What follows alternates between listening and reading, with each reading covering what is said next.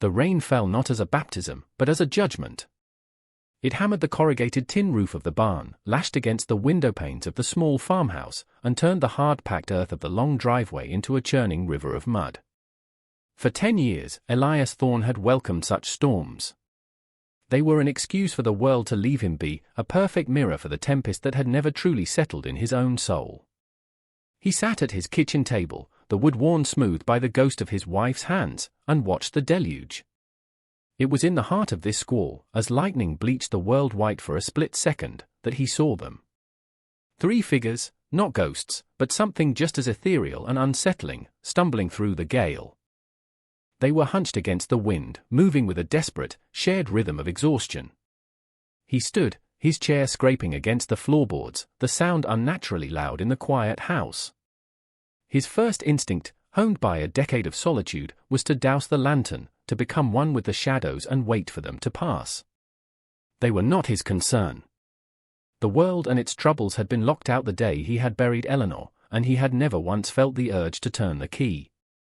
But they were moving toward his gate, their forms becoming clearer in the gloom. All 3 were women, and as they drew nearer, a detail so improbable it seemed a trick of the rain-streaked light became starkly, undeniably clear. They were all heavily pregnant. One of them, the leader, pushed open the squealing gate and the trio staggered onto his property, their faces pale and pleading in the gloom. The one in the lead looked directly at his window, her eyes finding his as if guided by some primal instinct for sanctuary. Her expression was not one of demand, but of utter, soul-crushing supplication. The storm inside Elias, the one he had nurtured and contained for so long, roared in response. Every fiber of his being screamed at him to stay put, to let the world handle its own broken things. He had tried to fix things once, and it had cost him everything. Yet, he could see Eleanor's face in the woman's desperate gaze. He saw the swell of her belly beneath her simple dress, a phantom limb he could still feel ache in his heart. The 3 women huddled together now, a small island of shared misery just beyond his porch, looking as if the next gust of wind might sweep them away entirely. A single, dry sob escaped the smallest of the 3, a sound swallowed by the storm but piercing straight through Elias's carefully constructed walls. He moved without conscious thought, his body betraying the bitter resolve of his mind. He took the old oil lantern from its hook, the glass cool against his calloused fingers, and walked to the door. He didn't open it fully, just a crack, the wind snatching at the wood and trying to tear it from his grip. "What do you want?" His voice was a rasp, rough from disuse, the words feeling foreign and heavy on his tongue. The lead woman, her dark hair plastered to her face, took a half-step forward. "Please," she begged, her voice surprisingly strong despite her trembling. "Just until the storm breaks. We have nowhere else to go. We are in trouble." Elias's gaze swept over them, lingering on the impossible truth of their shared condition. 3 sisters, he guessed from their faces, all on the precipice of motherhood, all looking like they were fleeing the very gates of hell. The trouble they were in felt like a tangible thing, a 4th shadow clinging to them in the rain. To let them in was to let that trouble in, to invite the chaos of the world back over his threshold. To turn them away, what would that make him? Could he watch them collapse in the mud from his warm, dry window and still call himself a man? He looked past them, into the churning darkness from which they had emerged, half expecting to see the glint of lanterns or the silhouette of horsemen. There was nothing but the rain and the wind. The decision was a physical weight in his chest. His heart, a dormant, petrified thing, gave a painful lurch. He opened the door wider. "Get inside," he said, the words costing him more than he could have imagined. "Before you catch your death." The warmth of the house was a shock to the sisters, a physical force that seemed to melt the terror frozen on their faces. They stood dripping on the rug by the door, a puddle forming at their feet, their eyes wide as they took in the Spartan but clean interior. It was a home built for one, a place where memories were kept under lock and key, and the air itself seemed to hold its breath. Elias moved with a quiet, methodical purpose that belied the turmoil raging within him. He stoked the fire in the stone hearth until it crackled and spat, casting dancing shadows that made the small living room feel both larger and more intimate. He gestured towards it with the poker. "Sit. Get warm." He disappeared into the kitchen and returned with 3 thick wool blankets, the scent of cedar and disuse rising from them. He handed one to each sister, his hands careful not to touch theirs, a man handling volatile material. The eldest, the one who had spoken at the door, wrapped the blanket around her shoulders and gave him a nod of profound gratitude. "I am Elara," she said softly, her voice gaining some of its strength back in the heat. "These are my sisters, Lyra and Celia." Lyra, the middle sister, huddled closer to the flames, her body still racked with shivers that seemed to come more from fear than cold.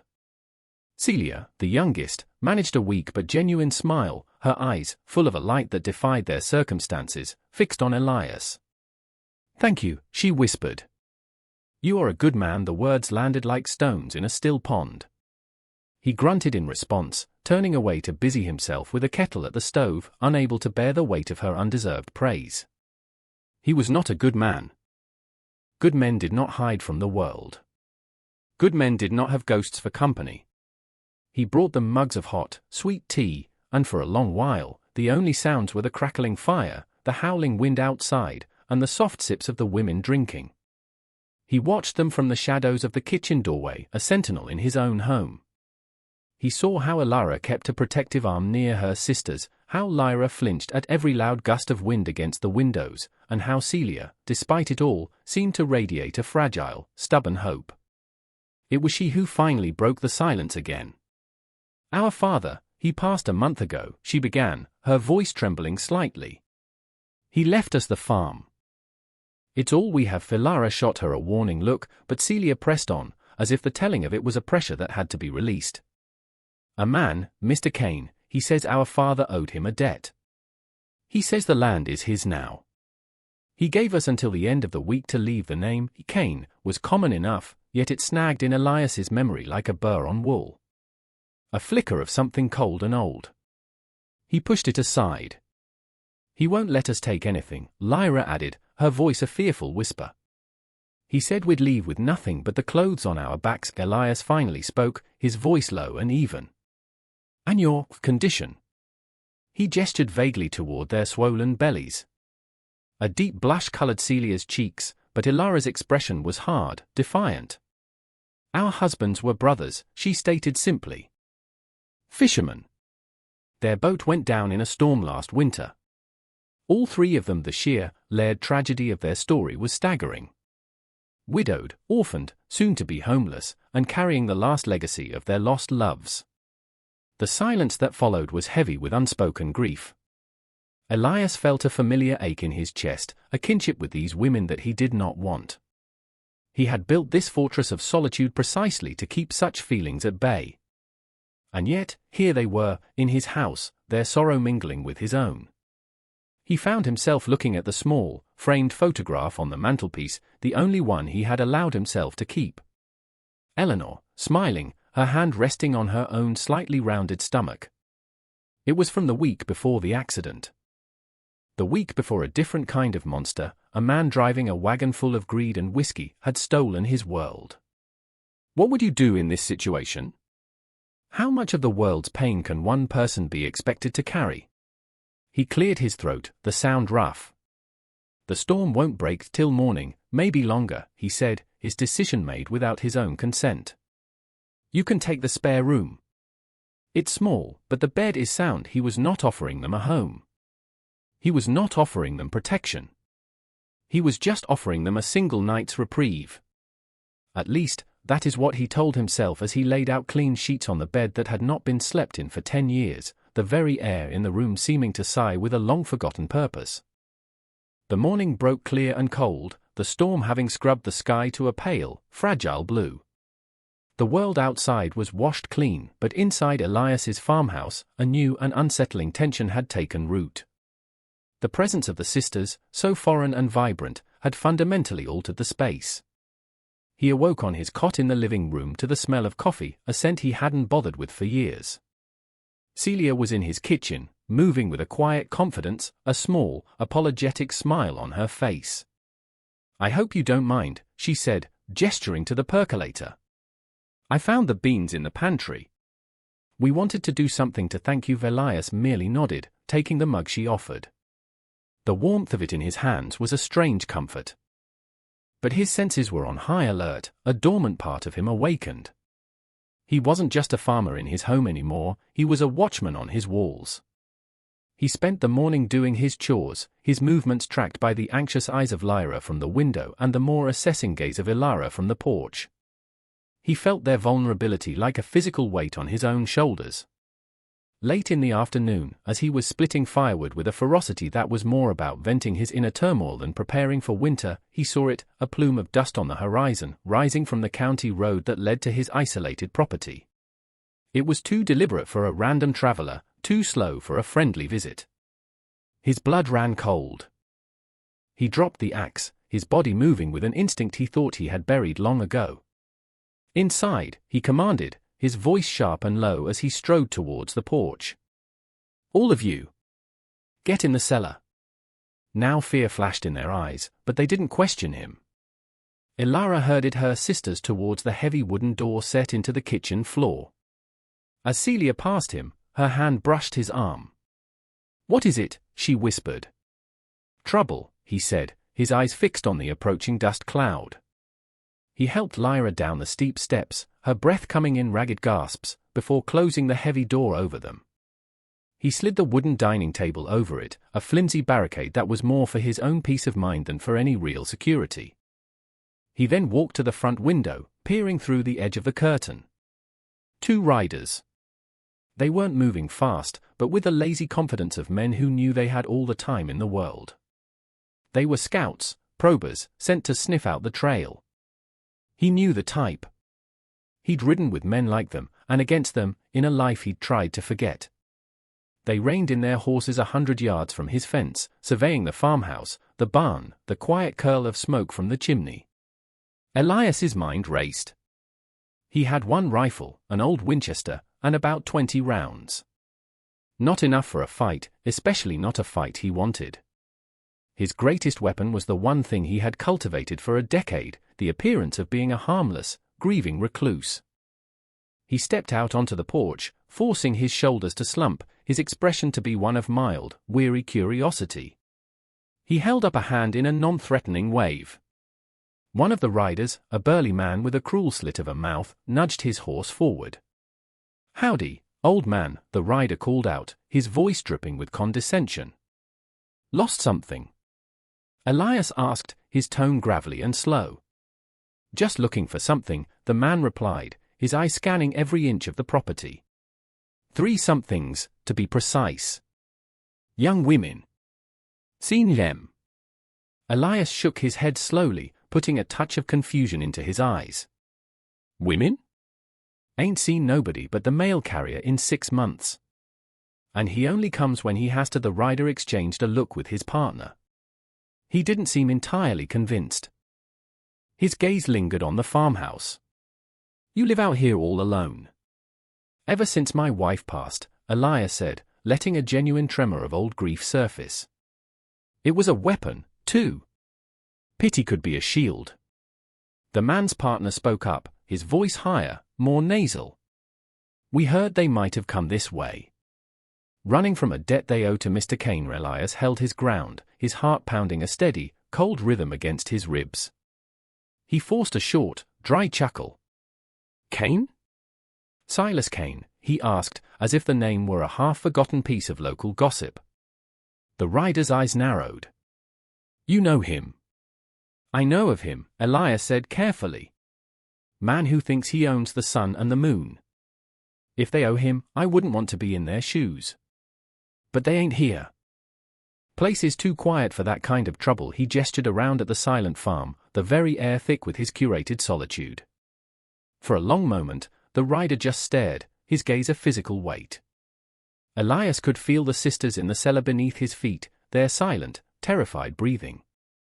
Finally, the man grunted and reined his horse around. "If you see SM, you send word to Kane's ranch. There's a reward." He didn't wait for an answer, just spurred his horse and rode away, his partner following close behind.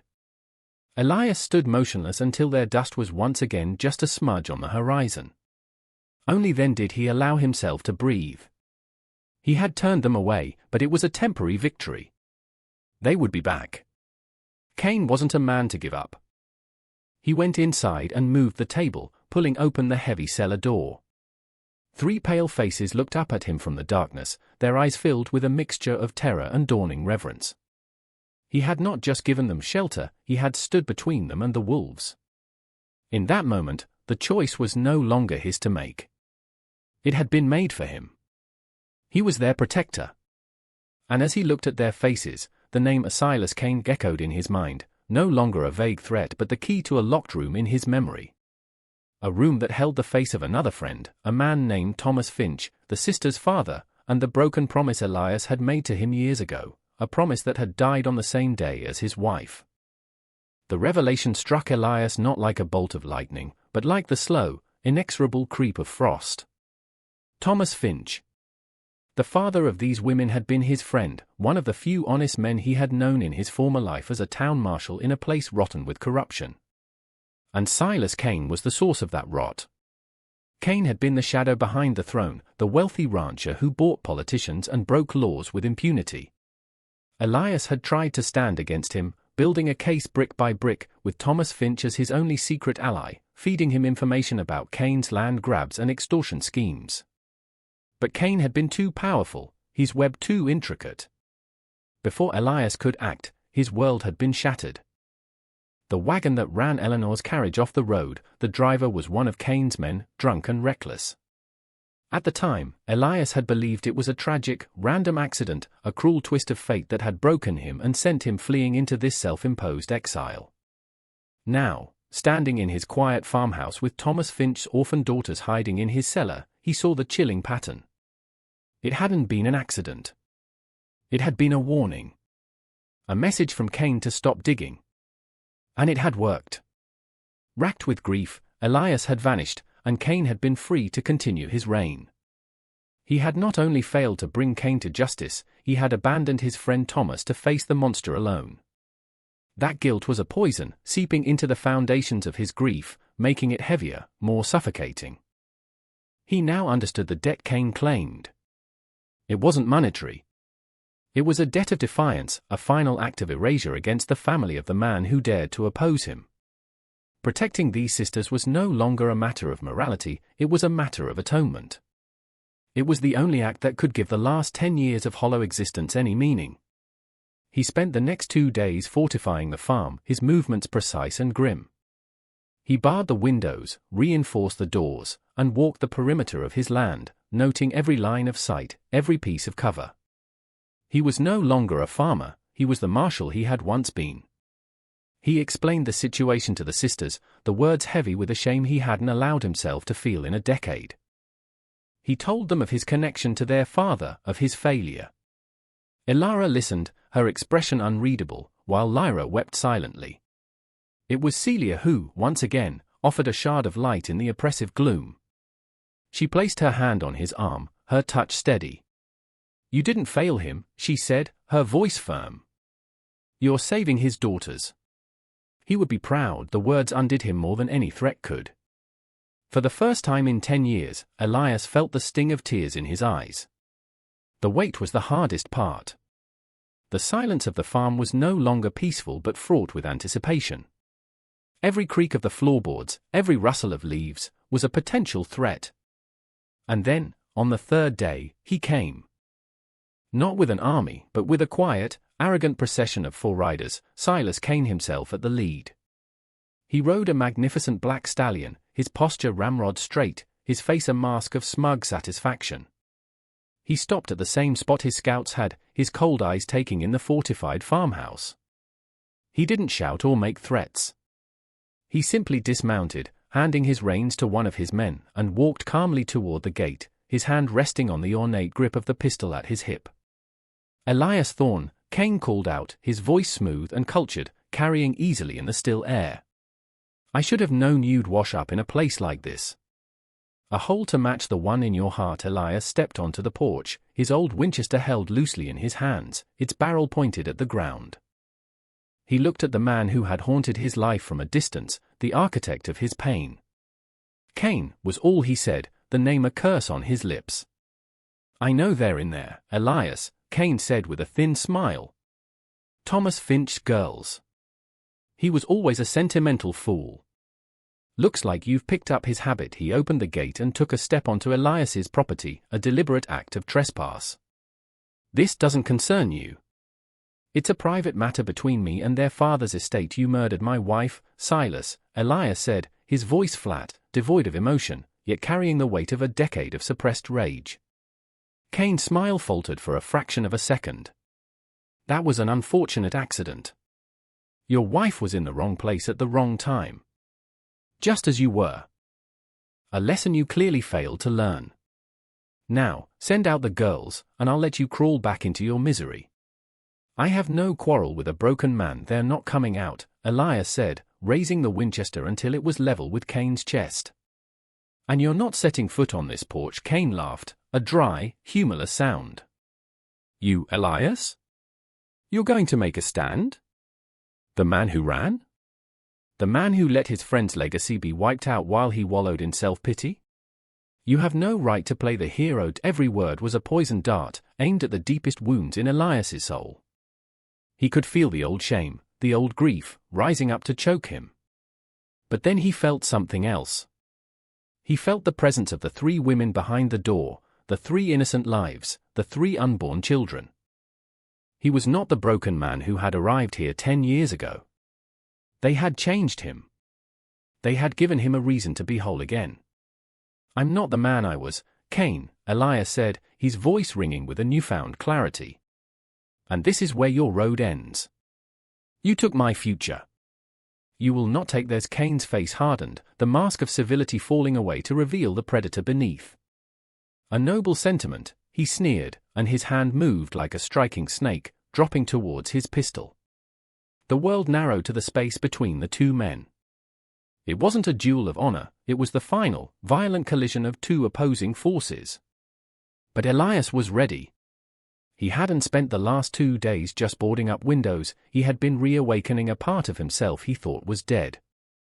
As Cain's hand dropped, Elias didn't fire the Winchester.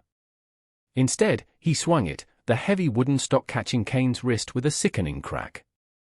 The pistol clattered to the ground as Cain cried out, a sound of pure shock and pain.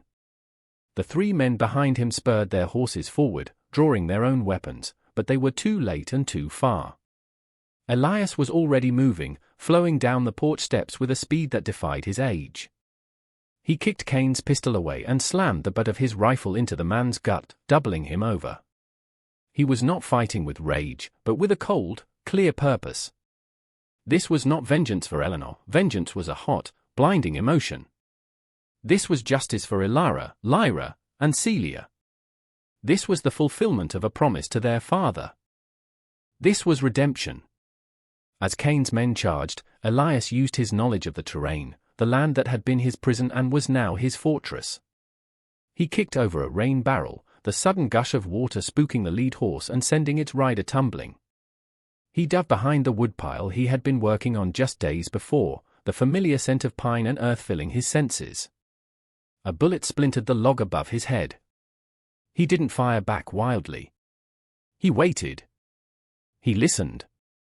He let their overconfidence be their undoing. One of the men, seeing Elias concealed, dismounted and charged forward on foot, thinking to overwhelm him. It was exactly what Elias had anticipated. He rose from behind the woodpile, not with his rifle, but with the splitting axe he had left there. He threw it, not to kill, but to disarm. The axe spun end over end, its heavy head smashing into the man's shoulder, dropping him to his knees with a howl of pain. The 3rd rider, seeing his companions dispatched with such brutal efficiency, hesitated. That hesitation was all Elias needed. He leveled the Winchester and fired once. Not at the man, but at the ground just in front of his horse's hooves. The animal screamed and reared, unseating the rider, who landed hard and lay stunned. It was over in less than a minute. Silence descended once more, broken only by the groans of the injured men. Elias walked over to Cain, who was clutching his broken wrist, his face pale with a mixture of agony and disbelief. The power, the arrogance, had been stripped away, leaving only a pathetic, whimpering bully. "It's over, Silas," Elias said, his voice calm. He retrieved Cain's pistol and tucked it into his belt before collecting the other weapons. He herded the 3 conscious men, including a limping and defeated Cain, into his barn and locked the heavy door. He knew they wouldn't stay put for long, but he didn't need long. He returned to the house, his heart no longer pounding with adrenaline, but with a deep, steady calm he hadn't felt in years. He opened the door. The 3 sisters stood there, huddled together, their faces a canvas of awe and overwhelming relief. Ilara's stoic facade had crumbled, and tears streamed down her cheeks. Lyra was clinging to her, trembling but no longer with fear. Celia, ever the beacon of hope, was smiling through her own tears. Elias looked at them, at the life they represented, at the future he had just secured. The ghosts of his past were still there, but they were no longer howling. They were quiet, as if at peace. The long storm inside him had finally broken. The sun was rising, and for the first time in a decade, he felt its warmth. The quiet days that followed were the true beginning. Elias used Cain's own horse to ride to the nearest town with a federal marshal, a town far from Cain's sphere of influence. He told them everything, and with Cain and his men captured, the dam of fear broke.